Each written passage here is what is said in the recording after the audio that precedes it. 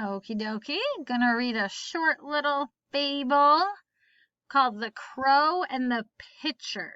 Now, this is the type of pitcher that holds water.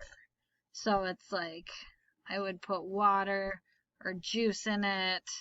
Okay? That's the type of pitcher we're talking about. Pitcher can have multiple meanings, and that's the one we're going for. Now, a fable is a fictional story. Okay?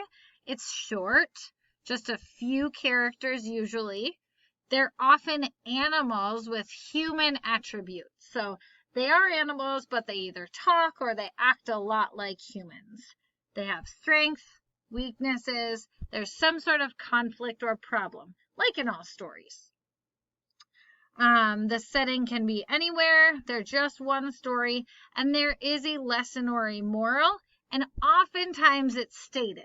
I know in the other stories when we talked about the theme or the message, the lesson, it wasn't directly stated, but oftentimes in a fable, it does tell you what the lesson is.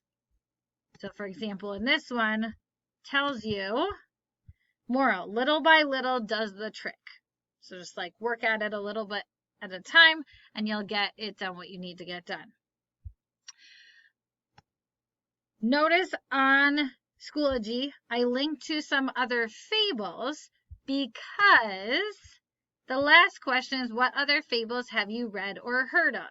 Now, maybe you haven't before you're doing this lesson, but I do want you to go take a look at one of them and put it there if you haven't heard any other ones before this. Okay, so don't tell me I don't know, because I'm telling you that there's some right here for you to look at.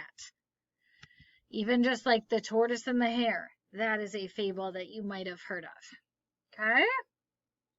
Let me know if you need help with any of these questions. It's a fun little story about this crow, how it gets done what it needs to get done, I guess. It may be an unexpected way. It solves its problem. Good luck. You got this.